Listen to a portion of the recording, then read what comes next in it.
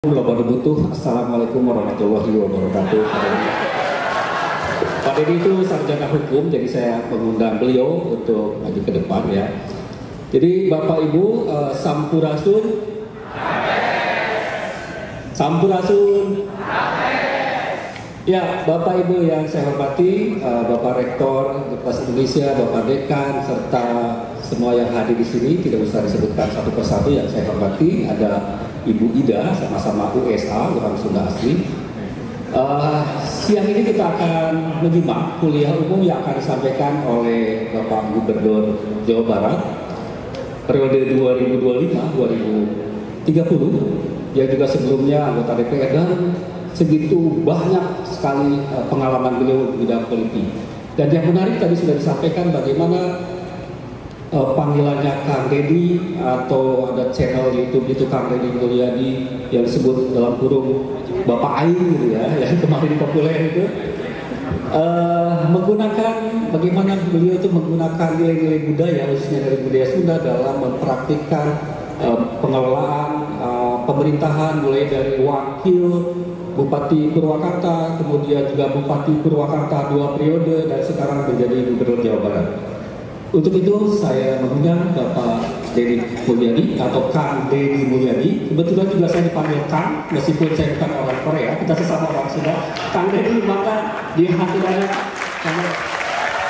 jadi saya kamu ya, jadi cocok dua KDM dengan KMH ya, Kang Munawar Olin.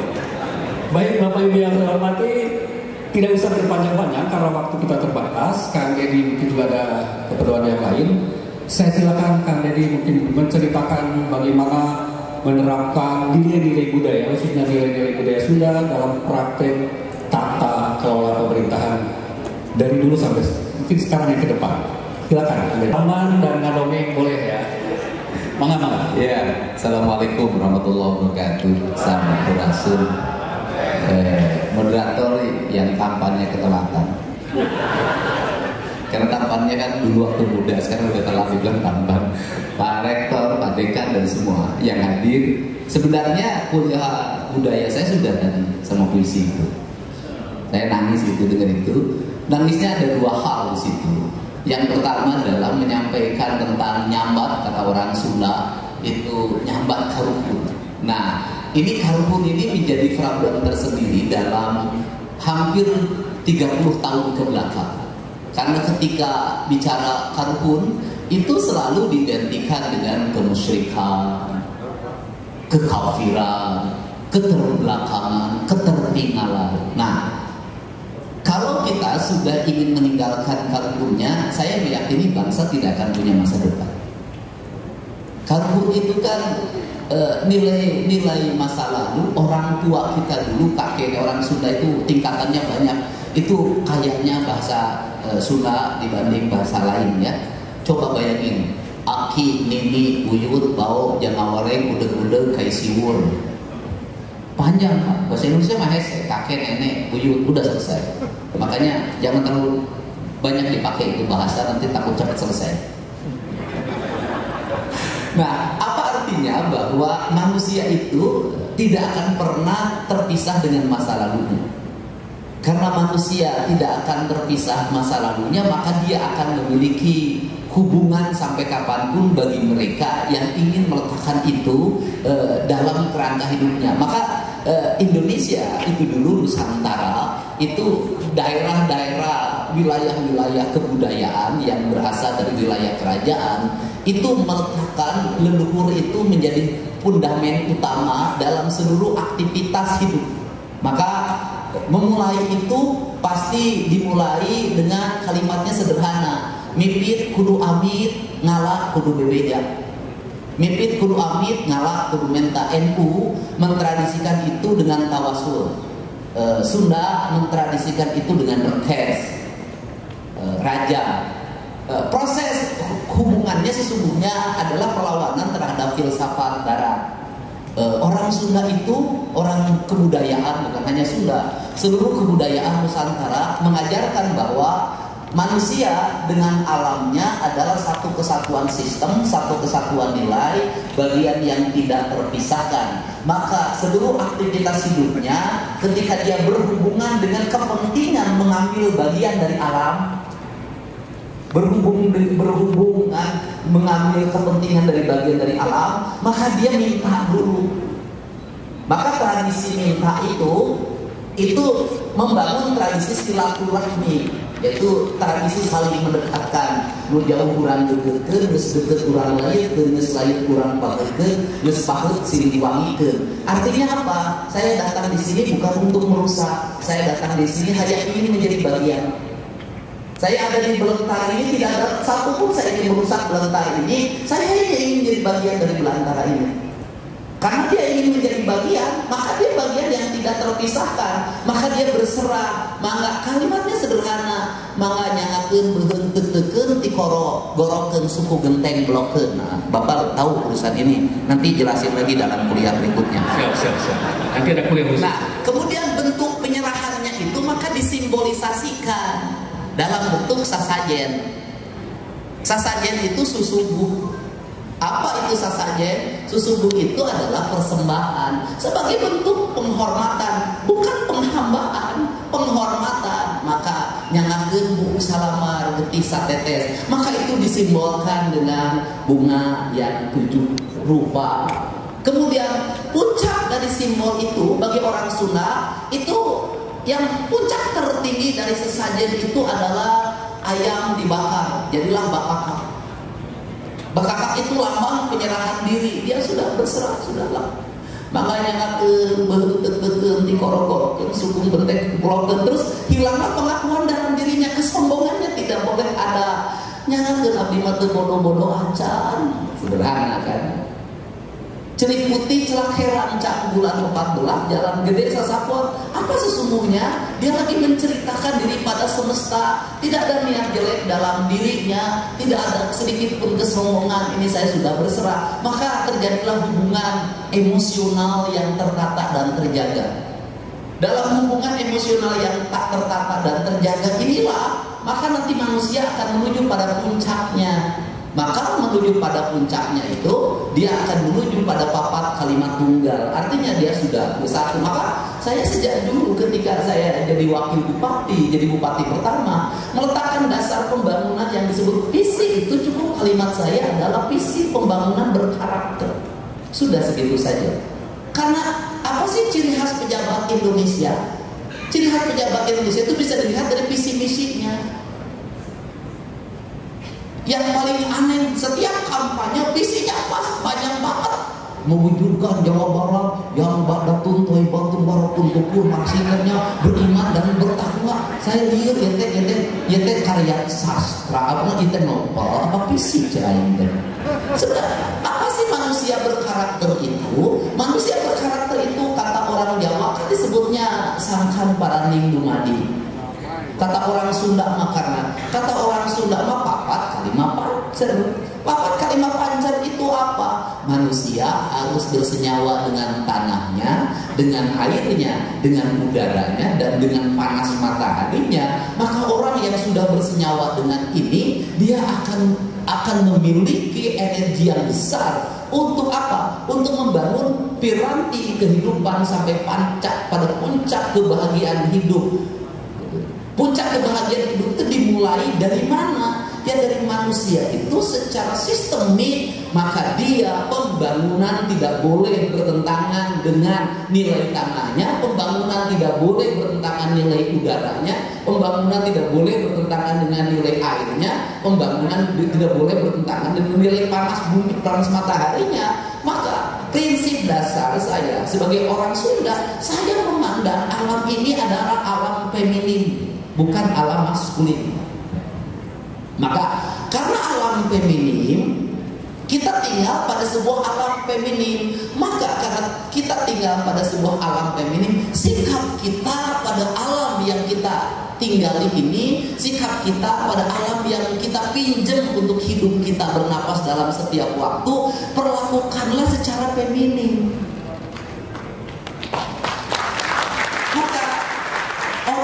Dulu itu leluhur Sunda menyebutnya bumi ini Sunan Ambu. Apa itu Sunan Ambu? Indung maneh. Gitu. Mantake bapak aing. Kunaon bapak aing? Pan aing mah teu boga indung ayeuna mah. Nah, mantake Sunan Ambu, maka Sunan Ambu Indonesia juga sama meletakkan dengan kalimat Ibu Pertiwi. Karena dia karakternya karakter perempuan, sampai-sampai pemahaman teologis orang Sunda memahami Tuhan itu juga lebih kuat sisi femininnya. Maka kok kakek saya dulu ngomong, yang dedi cenakan Gusti mah urang mah nyuhunkeun roman jeung rohingna we unggul. Artinya apa? Dia meminta sama Tuhan tidak boleh dulu menceritakan yang lain. Cukup kasih sayangnya saja udah cukup, jangan dulu yang lain-lain katanya. Nah, karena ini yang menjadi kekuatan utama adalah feminimnya. Karena feminimnya, maka kita melakukan harus dengan langkah-langkah feminim. Karena langkah feminim, prinsip pembangunannya apa? Kerenan dan saeutik mahi loba nyesa. Apa itu artinya? Larangan kita untuk melakukan eksploitasi. Kenapa larangan untuk melakukan eksploitasi? Karena tanahnya tanah tumbuh. Karena tanahnya tumbuh, maka prinsip dasar itu kudu kadigali atuh ari luhurna bisa jadi mah. Karena jazirah Arab itu digali atau ditambang, itu kan karena memang permukaannya sudah tidak bisa menjadi kehidupan. Nah, ari tanah Sunda mana teu jadi, KBG jadi. Karena KBG jadi, maka meletakkan kemakmuran dalam pembangunan adalah seberapa besar dia menyayangi tanah air ini. Karena dia seberapa besar menyayangi tanah air ini, maka sumpah kesetiaan negara pun itu adalah sumpah setia pada negara kesatuan Republik Indonesia, pada tumpah tanah, tumpah darah, tanah dan air. Karena tanah dan air menjadi kesatuan, negara ini agak lama merumuskan itu tanah itu apa, air itu apa. Tidak bisa itu didapatkan dalam pelajaran kenegaraan. Itu adanya didapatkan dalam pelajaran kebudayaan. Maka tanah itu menjadi feminim, maka langit menjadi maskulin. Maka tanah menjadi feminim, langit menjadi maskulin. Maka rumusan warnanya, tanah berwarna hitam benderanya, langit berwarna putih. Kemudian udara itu menjadi berwarna kuning, dan kemudian matahari panasnya menjadi berwarna merah. Inilah yang disebut papat kalimat tunggal yang mengajarkan tentang Indonesia yang sebenarnya justru kaum leluhur. Justru ajaran-ajaran adat yang lama sekali ajaran adat ini mendapat tempat bahkan tidak diakui di KTP-nya.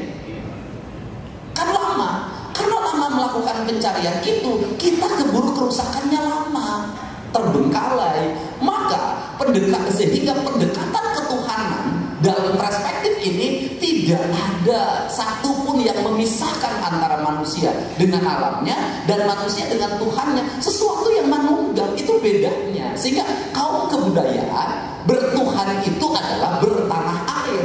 Kaum kebudayaan bertauhid itu adalah mencintai seluruh alam raya secara paripurna. Maka dia sudah melekatkan diri pada ketuhanan secara esensial. Itu bedanya. Kalau itu menjadi sepele, maka seluruh perspektif hidup menjadi energi. Karena perspektif menjadi energi, sesungguhnya bicara tentang ini, maka kita bicara tentang produksi. Ini kelandasan filosofi. Kemudian bicara produksi, maka lahirlah produksi. Maka leluhur kita ini sudah memiliki kecerdasan yang luar biasa. Dia mengerti betul bagaimana memproduksi rumah dalam perspektif kebudayaan. Maka setiap daerah memiliki perbedaan didasarkan pada karakteristik alam dan lingkungan. Filsafat Sundanya itu adalah ciri sabumi, cara sadesa, jawadah hukum biritna, sacarana lain tepak sejen igel, kacai jadi saluwi, kadarat jadi saloga, pindah cai, pindah tampian, mi indung kawaktu, mi bapak kajaman. Kan sederhana. Akademis kita adalah bahasa bahasa kebudayaan seperti ini yang sesungguhnya merupakan kekuatan filsafat bagi membangun Indonesia tidak pernah menjadi landasan berpikir al-ilmiah kaum akademik. Kita langsung saja keluar terus ke Prancis, ke Yunani. Langsung saja kita ke Plato, Socrates. Pan Socrates kan pernah jadi RT di Depok. Pendekatan Plato belum tentu cocok untuk pendekatan Garut. Kenapa? Yang berguru itu kan harus pada orang yang sudah meletakkan kerangka dasar peradaban di sini. Kita tinggal menyempurnakan apa yang menjadi kelemahan leluhur kita. Kalau kita ganti judul mengambil pada orang lain balik hadir yang bisa nyeunana paling pasti ada di TV. Nah ini karena itu coba lihat, saya boleh deh melihat piranti ikat. Saya sudah mempelajari itu. Semakin ke timur ikat makin semakin pendek. Semakin ke arah barat semakin tinggi. Ikat Madura segini, ikat Surabaya segini, naik ke Jogja segini, naik ke Jawa Barat segini, naik ke Sumatera ke Lampung segini, nanti ke Sumatera Barat segini, nanti ke Sumatera Utara segini. Terus rumah juga begitu, makin ke timur rumah makin pendek, makin ke barat ke Sumatera makin tinggi. Kan ini perspektif kebudayaan yang didasarkan pada nalar apa? Nalar lingkungan. Nalar lingkungan didasarkan pada apa? Pada rasa. Rasa didasarkan pada apa? Pada cinta. Apa yang hilang dari seluruh ilmu pengetahuan yang ada di negeri ini adalah cinta yang hilang. Nah, karena ini yang menjadi perspektifnya, maka lahir produk-produk ini sesungguhnya menjadi produk identity. Nah, dari seluruh produk identity ini, sesungguhnya ini adalah landasan bagi pembangunan Indonesia. Jadi kalau ingin membangun Jawa Barat, misalnya saya bicaranya Jawa Barat, apakah harus ke depan? Tidak. Menurut saya harus mundur dulu ke belakang.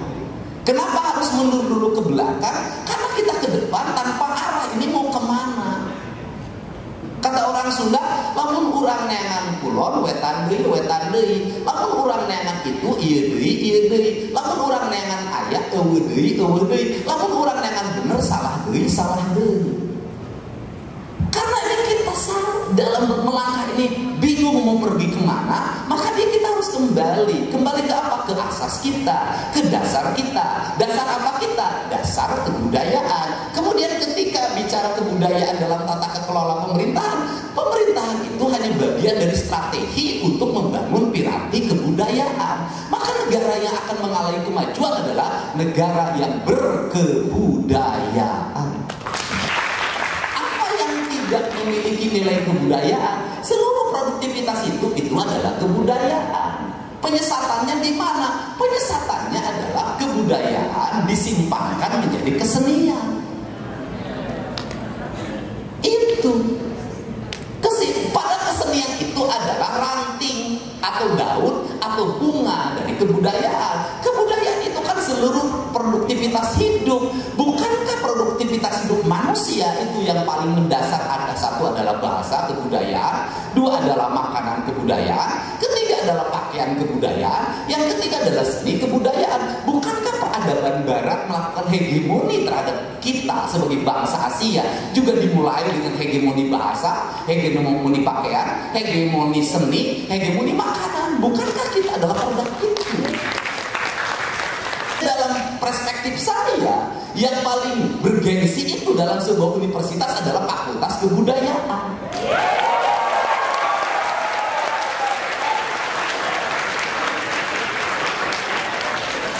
Sains itu kan hanya bagian, sains itu hanya metodologi. Sains itu metodologi saja. Karena sains itu juga harus nyeni, harus berkebudayaan. Kalau sains tidak berkebudayaan, sains kita mau mengarah kemana? Ke peradaban mana?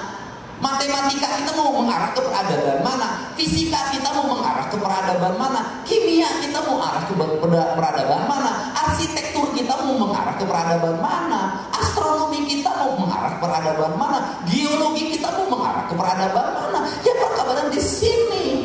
dinu rasa, dinu hate, sabab kabajaan manusia, lain dinu pikiranana, dinu hate, nah iroh hate. Bedanya orang kebudayaan.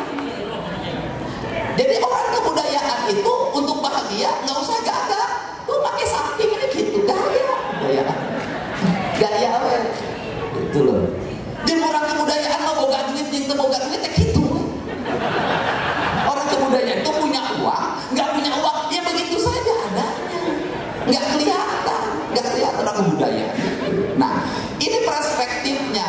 Karena ini perspektifnya, maka prinsip dasar pembangunan itu begini kalimatnya. Itu saya selalu mempelajari dalam wayang. Kurang tenden dihandel hiung desan sampel, can kurang tunda dihanjuang siang desan bawal alaun. Parati cokot bawal, diturumban kuman depu, diwadahan cukup manik astagina, dibuka gunung ngaliwat, anu weruh kasemuna, anu apal kabasana, anu rancingas racana, nu rancage hatena, putra putu 3.000 begawan sawidak 5. Apa itu artinya? Bahwa peradaban Sunda, saya kan orang Sunda memimpinnya, itu dimulai dari kurang tendendihan delengir. Apa artinya? Bahwa seluruh apa yang menjadi kekayaan alam kita, kekayaan diri kita, kekayaan lingkungan kita, kekayaan warisan kebudayaan kita, kita simpan di handel. Artinya apa? Sembunyikan, jangan pernah diperlihatkan. Ini kan penting. Indonesia mah aneh, apa yang ditembongkan? Nah, semua diperlihatkan dari perubahan arsitektur rumah. Kan harusnya kekayaan kita tuh disembunyikan, jangan diperlihatkan. Saya yakin Amerika menyembunyikan kekayaannya. Hanya Indonesia yang diperlihatkan, mangga barade. Ingat loh, semakin diperlihatkan, semakin orang tidak akan pernah menghargai kita. Semakin perempuan mangga barade murah. Itu bisa saya tahu tarifnya itu. Kebudayaan. Kalau mangga baradenya jam 8 itu 250. Kalau mangga baradenya jam 10 200. Kalau mangga baradenya jam 12 itu 150. Kalau jam 2 itu gocap. Artinya apa? Nah, harusnya disembunyikan. Bagaimana menyembunyikan itu? Coba lihat desain rumah Sunda.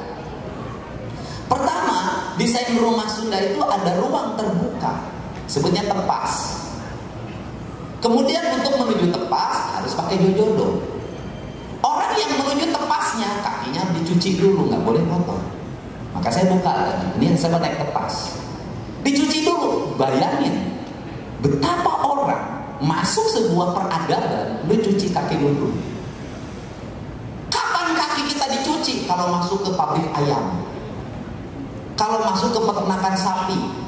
Kalau masuk ke peternakan sapi, kaki kita disemprot, Pak. Mobil kita disemprot. Ketika dulu ada serangan penyakit kuku dan mulut dan kuku terhadap sapi Indonesia, semua orang Indonesia yang pergi ke Australia turun pesawat dan buka sepatu. Bayangin. Artinya dari sisi peradaban, kandang sapi jauh lebih bersih, lebih disucikan daripada rumah. Buktinya apa? Masuk peternakan yang dikelola secara profesional, Anda harus disucikan dulu, disemprot pakai desinfektan. Tapi masuk rumah, sepatunya langsung masuk. Berarti kita ini lebih melindungi peternakan ayam dibanding keluarga kita. Yang kedua, di ruang tepasnya itu adalah ruang yang terbuka. Semua orang bisa melihat. Semua orang bisa, dia terbuka. Kenapa? Ini ruang terbuka. Ruang tengah adalah ruang yang dilindungi. Maka ditutup oleh pintu. Di atasnya itu dikasih dua jenis barang, yaitu bawang putih dan cabai merah. Dulu tahun 60-an sebutnya musir duri kuris. Tapi Tapi dalam perspektif saya, sesungguhnya orang tua kita lagi meletakkan bahwa tidak boleh ada unsur-unsur yang memiliki peredaran yang cepat dalam bentuk virus yang masuk ke ruang tengah. Maka ruang tengah menjadi ruang keluarga yang privacy dilindungi, yang masuk hanya keluarga. Setelah itu ada, tetapi anak-anak itu tinggal pada sebuah ruang tengah, dia tidur bersama. Kamar hanya dua, kamar ibunya dan nanti kamar calon pengantin kakak-kakaknya. Masuk dulu ke situ, setelah itu pindah. Bagaimana kebersamaan dibangun? Kemudian luasnya di mana? Di dapur. Kenapa dapur luas? Karena tempat interaksi, makan di situ, sendal gurau di situ, seluruh kekayaan di situ. Di mana letak ruang spiritualnya? Ruang spiritualnya disebutnya goa. Goa itu apa? Ruang spiritualitas, disimpan keangkeran. Bagaimana dibuat keangkeran? Karena di situ tempat menyimpan beras. Tidak boleh anaknya masuk, tidak boleh bapaknya masuk. Kenapa di situ privacy? Kenapa privacy? Karena ibu tahu pengendali ekonomi. Karena apa? Goa itu adalah sakral. Maka sedikit banyaknya beras itu hanya ibunya yang tahu, anak-anaknya tidak boleh tahu, suaminya tidak boleh tahu. Kenapa? Karena ini adalah devisa. Kalau dalam bahasa sekarang, ini adalah devisa negara, devisa keluarga. Ibu yang punya rasa dan cinta untuk mengatur. Nah, dari situ saja itu sudah terlihat bagaimana sebuah piramid peradaban dibangun, bagaimana sebuah keluarga dilindungi, bagaimana kekayaan disimpan, dan bagaimana cadangan dibangun. Nah, itu dihandelem gesan samper. Untuk siapa itu? Untuk disamper. Samper siapa? Generasi berikutnya. Cakuran tunda dihanjuang siat gesan alain sama. Nanti juga pada akhirnya apa yang disimpan ini tidak usah dieksploitasi, kita akan memetik hasilnya dari mana? Di Turuban Kumandepun, di Wadaan Cukumanik Astagina, dibuka Gunung Ngaliwat, anu weruh kasemuna, anu apal kabasana, anu rancing asrasana, puta-putu 3 ewu begawan sawidak 5 nu hayang dilalaporkeun. Apa itu? Peradaban kehidupan masyarakat Jawa Barat itu cukup menggunakan aliran air sebagai bentuk energi peradaban, yang di situ dia akan melahirkan listrik, di situ akan melahirkan pertanian, di situ akan melahirkan peternakan, transportasi publik dan sejenisnya. Jadi kemakmuran itu bisa diraih tanpa melakukan eksploitasi dan sumber daya itu dimiliki. Kemudian pertanyaannya, siapa yang paling mengerti dalam merumuskan kemakmuran itu? Ya uang saya. Itu uang saya. Belanda itu meletakkan tata pemerintahan, tata pembangunan dalam kerangka itu. Sehingga dari sini saya selalu berulang-ulang ngomong, apa tidak malu kita pada yang namanya POC? Apa kita tidak malu namanya pada kolonialisme Belanda? Kenapa? Dia hanya mengandalkan hasil perkebunan teh dan karet untuk membangun sebuah peradaban yang luar biasa. Dari mulai peradaban pangkalan udara, peradaban transportasi jalan, peradaban transportasi kereta api, peradaban transportasi kapal, sampai peradaban bangunan, sampai peradaban listrik, sampai peradaban perguruan tinggi. Dia hanya mengelola perkebunan. Dari perkebunan itu Belanda bisa membangun nilai-nilai keuangan yang sangat tinggi, bisa mengisi keuangan di negerinya, dan bisa membangun di sini. Uang kita dibagi dua, dikirim ke Walanda dan di sini. Kok masih bisa peninggalannya sampai sekarang? Pertanyaannya adalah kita yang jor-joran eksploitasi dari dulu, yang setiap waktu justru kita defisit, utang dan utang. Saya tidak meyakini bahwa eksploitasi yang berlebihan itu akan melahirkan kemakmuran. Saya tidak meyakini. UI silahkan lakukan riset di daerah-daerah yang lingkungannya dieksploitasi dan di daerah yang lingkungannya dirawat, mana rakyatnya yang lebih bahagia dan lebih makmur. Silahkan. Saya punya di sini. Kenapa? Itu bisa dilihat. Nggak usah jauh-jauh. UI cukup sana aja ke kampung adat, ke Ciptagelar, ke Sinar Resmi. Daerah yang tidak melakukan eksploitasi apapun, masyarakatnya hidupnya hanya dari bercocok tanam, padinya panennya 6 bulan sekali, tapi bisa masyarakatnya hidup tanpa kekurangan, memiliki cadangan pangan 50-100 tahun ke depan. Apa? Pada akhirnya apa sih yang hilang dari sistematika yang kita jalani? Kalau dalam bahasa kaidah agama, keberkahan. Kalau kaidah kebudayaan, karahayuan. Kenapa karahayuan? Karena kita itu lupa membangun dengan meninggalkan siapa diri kita. Terakhir, feminisme itu dalam kaidah kebudayaan itu ada wujudnya sebenarnya. Maka feminisme itu diwujudkan itu dengan penguasaan wilayah laut. Maka lahirlah Nyi Ratu. Maka orang Sunda dan wilayah pesisir itu tidak pernah bilang nyai, pasti bilang ibu. Kenapa bilang ibu? Itu adalah bentuk penghormatan. Kenapa? Karena dia adalah yang diibukan. Artinya bahwa keberadaannya itu memiliki aspek perlindungan. Sesungguhnya adalah bukan pada sosok makhluknya, tetapi laut itu bagi kaum pesisir itu adalah ibu. Bagi kaum pesisir, laut teh indung. Bagi kaum pesisir, laut teh adalah Sunan Ampel. Maka dia adalah refleksi dari kecantikan. Karena refleksi dari kecantikan, maka siapa yang hanya akan bisa memahami dia? Hanya orang yang punya rasa. Maka interaksi yang disebut dengan acara ruatan laut itu sesungguhnya adalah ruatan interaksi antara yang tumbuh dan ditumbuhkan, antara yang melaut dan yang dilautkan. Sesungguhnya itu adalah proses dialektika antara manusia dengan alam, bukan apapun. Maka pelukis membuat simbolisasi, kan, jadilah wujud. Kesesatannya di mana? Pemahaman filsafat filosofi Ibu Ratu itu sebagai simbol dari kecantikan, keindahan dan kekayaan laut. Penyesatannya di film. Filmnya apa? Nyiblorong. Itu yang bikin kacau. Jujur aja, itu mengacaukan sebuah sendi dasar tentang feminisme. Kenapa? Penuh dendam, penuh kebencian, pernah diperkosa. Kan kacau Indonesia itu. Nah, sehingga ini kekacauan ini melahirkan kesesatan dalam berpikir. Pada akhirnya dibenturkan dengan nilai-nilai syariat. Ya jadilah kemusyrikan. Kan itu. Nah, kemudian simbolisasi di Jawa Barat lebih lengkap sebenarnya. Simbolisasi gunung itu tadi, gunung itu disimbolisasikan dengan namanya abah. Abahnya siapa? Bapaknya siapa? Siliwangi. Silangnya siapa? Maung. Siapa itu? Prabu. Siapa itu Prabu? Nungageger Lewe. Simbolisasinya apa? Raja itu memilih dia moksa untuk bersatu dengan seluruh semesta gunungnya dibanding dia masuk dalam konflik politik yang berkepanjangan. Pilihan bagi orang Sunda itu menggambarkan diri kajen teuing ancur bareng jeung gunung daripada kudu pasea jeung baraya. Tapi yang sekarang nggak perlu ditiru, itu ciri manusia yang tidak mau berkonflik, nggak akan kebagian kalau begitu. Nah, saya termasuk tidak mau ikut itu.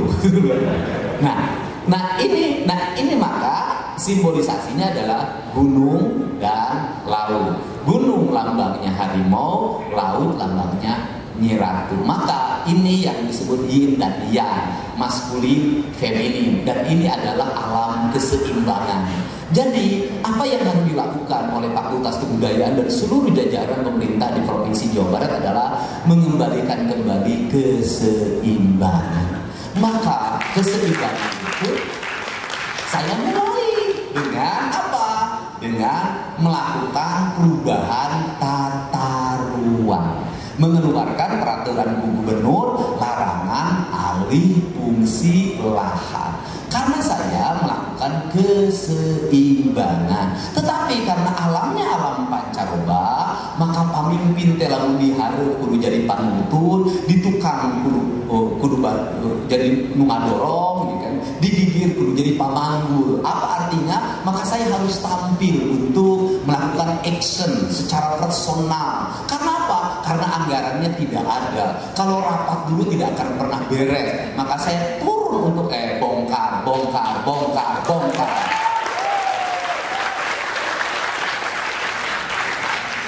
Karena alamnya alam viral, maka semuanya jadi viral. Setelah viral hari ini, maka semua orang hari ini di Jawa Barat yang tinggal di bantaran sungai dan di daerah-daerah yang dilarang sudah mulai secara sukarela hari ini membongkar bangunan. Sebenarnya harus dimulai. Orang Sunda mah sabab boga tradisi tuturit mundi. Jadi kudu dimimitian gitu kan orang Sunda itu. Jadi harus dimulai. Kalau tidak dimulai maka tidak akan pernah terjadi perubahan, itu saja. Jadi ini prinsip-prinsip dasarnya. Ini yang akan terus, karena rencana saya apa? Rencana saya itu nanti saya akan sekarang sudah akan mulai membangun. Saya akan mengembalikan kembali alam Jawa Barat sebagai alam yang meletakkan sendi dasar pembangunan tidak eksploitatif, minimal mengurangi angka eksploitatif dengan mengembangkan apa? Dengan mengembangkan bambu sebagai bahan baku pembangunan di Jawa Barat. Karena itu, hanya itu pilihan.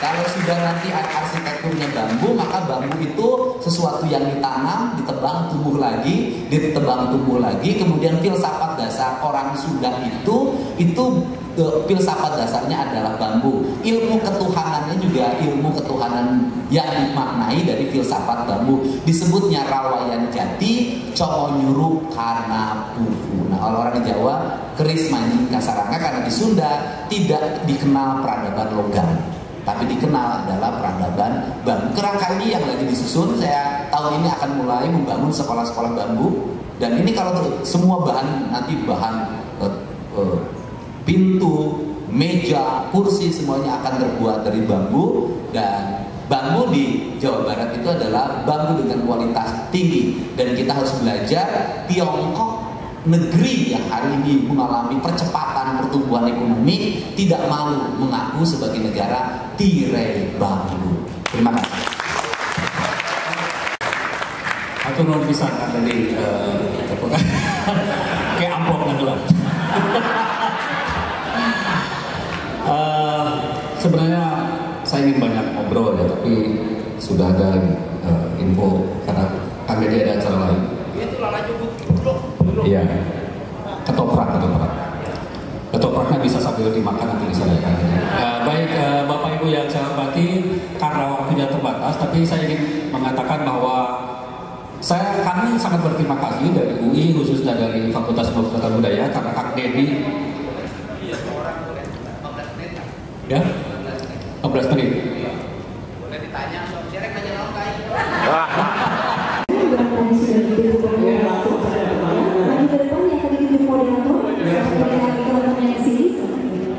Sebutkan nama, kemudian Sampurasun. Selamat siang Bapak Ibu semua, sekaligus kakak-kakak yang pada hari ini hadir di pertemuan kuliah umum. Perkenalkan, saya Tia Jaya Putri selaku siswi SMA. Di sini terima kasih Ibu atas waktu dan juga kesempatan yang diberikan pada saya. Di sini saya tertarik pada topik keterkaitan antara nilai budaya dan partisipasi aparatur sipil negara atau ASN, yang mana sepengetahuan saya untuk pertanyaan saya sendiri, sejauh mana budaya-budaya terutama di Jawa Barat itu tercermin atau diterapkan pada budaya kerja ASN di lingkungan pemerintah Provinsi Jawa Barat, dan apakah ada pelatihan, kebijakan atau program formal yang secara khusus menginternalisasi budaya Sunda pada budaya kerja ASN tersebut. ya, baik,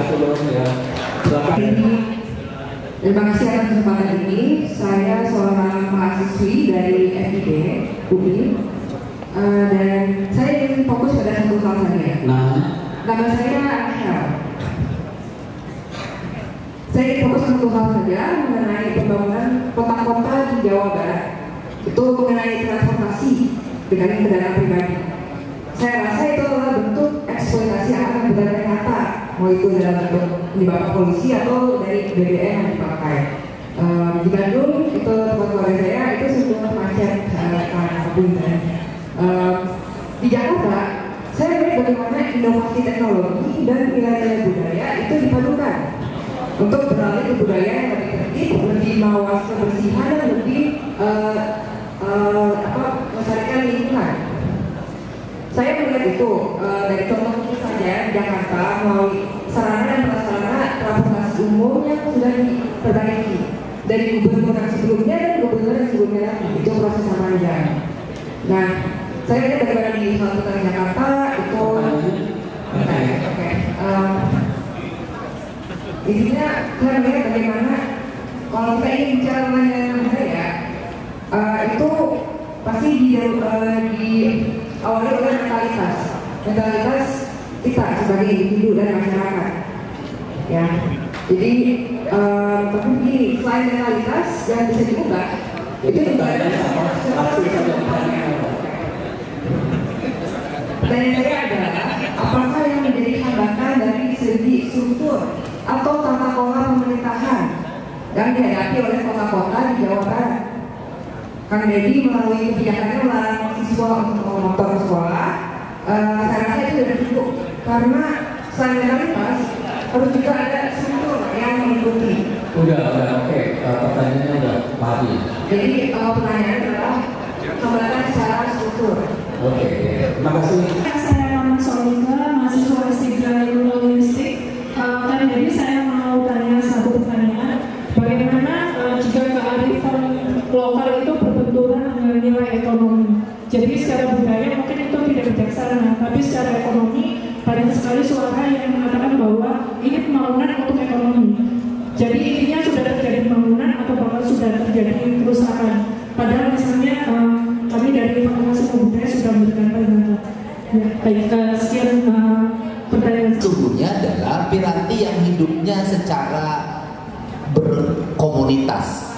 Maka komunitas-komunitas itu dulu disusun lewat perkampungan, padukuhan. Jadi itu karena hidupnya berkomunitas, maka pola komunitas itu sesungguhnya pola yang efektif dan pola masa depan. Karena ini adalah pola yang efektif, pola masa depan, itu bisa dibuktikan bahwa Jakarta yang dulu mengajarkan tentang perseorangan itu dilahirkan dari karena Jakarta dulu ibu kota negara dan di situ memiliki pengaruh peradaban dari barat, maka mengarah pada individualistik karena sebuah komunitas dari berbagai daerah secara personal hidupnya di situ. Tetapi pada akhirnya hidup personal itu melahirkan kepusingan pengelolaan pemerintah. Mobil personal menimbulkan kemacetan, motor personal melahirkan kemacetan. Pada akhirnya orang itu hidup bahagia itu berkomunal, berkomunitas. Maka perkampungan, maka misalnya transportasi publik adalah menjadi jawaban bagi penyelesaian problem lingkungan. Kan itu sebenarnya. Maka di situ ada dua hal. Satu, pengurangan emisi. Kemudian yang kedua adalah membangun efektivitas. Yang ketiga juga mengurai kemacetan. Kemacetan itu mengurai depresi. Harus dimulai dari mana? Harus dimulai dari pola hidup sejak kecil. Maka saya keluarkanlah kebijakan untuk anak-anak sekolah yang di bawah umur ya ke sekolah jalan kaki, manakala masih bisa ditempuh dengan berjalan kaki. Kalau tidak bisa maka menggunakan angkutan umum. Kan sebenarnya saya ngajarin itu. Nah, Indonesia ini kan mengalami problem yang luar biasa. Karena frame publiknya sudah dicuci lewat film, lewat drama dan sejenisnya. Menganggap ketika saya punya kebijakan jalan kaki, maka ada tulisan posting komen, Deddy Mulyadi mengajarkan orang kembali ke zaman batu. Sepengetahuan saya di Jepang jalan kaki, pakai transportasi publik. Indonesia ini udah kacau. Maka saya harus berani melawan itu. Gitu loh. Saya harus berani melawan itu. Nah, kemudian ini harus terus dikembangkan dalam apa? Dalam pola lingkungan. Pola lingkungannya bagaimana? Amerika itu kan setiap kota punya hukum sendiri. Semakin keras kota itu, semakin keras hukumnya. Setiap daerah berbeda hukumannya karena karakter manusianya beda. Indonesia ini hukuman untuk orang Papua, orang Maluku, orang Sumatera Utara, orang Jawa Barat, orang Madura sama. Padahal rasanya beda. Nah, sehingga siapakah orang yang mengalami kesulitan dalam melakukan pengelolaan pembangunan? Itu daerah urban kayak Depok. Kenapa? Manusianya itu ragam. Ketika manusianya ragam, kan tetap wali kota kan harus tampil menyatukan mereka. Apa yang bisa menyatukan mereka dari keragaman ini, dari egoisme ini, dari pola kebudayaan yang dibawa dari lingkungan asalnya masing-masing, dari individualisme itu. Sedangkan Depoknya tidak punya hukum untuk mengatur perbedaan dan ragam mereka. Punya hukum, undang-undang yang diatur bagaimana tata bangunan, bagaimana tata ruang, tapi tidak ditaati. Apa itu? Rasa, cinta. Rasa dan cintalah yang bisa menyentuh manusia. Rasa dan cinta ini hari ini mudah untuk dijelaskan secara empirik dan diekspresikan dalam emosi. Maka media sosial itu menjadi perangkat hari ini untuk merubah manusia. Saya yakin itu. Kenapa? Asalkan bermedia sosialnya dilahirkan dari rasa dan cinta. Di mana efektivitasnya terbukti. Ayo, siapa yang belum mandi?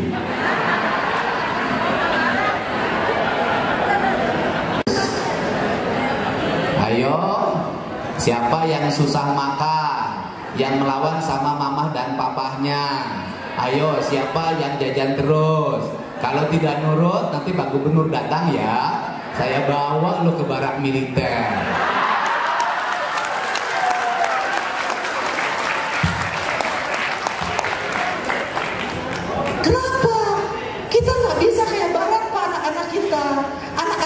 Jadi anak-anak timur. Dulu waktu saya di kampung, saya ada yang ditakuti di kampung saya, namanya Kigiri. Kalau saya nakal ke ibu saya pasti ngomong, wah ini dibawa ke Kigiri sih. Indonesia hari ini mencoba merasionalisasikan, nggak bisa Pak. Yang terjadi adalah kekacauan. Kalau kekacauan kemudian tidak ada yang bisa menyelesaikan, filsafat Barat tidak bisa menyelesaikan, maka sudah Barat TNI adalah cara untuk menyelesaikan. Sudah. Ada jangka pandang, kalau nggak ada jangka pendek dulu, ya jangka pendek dulu.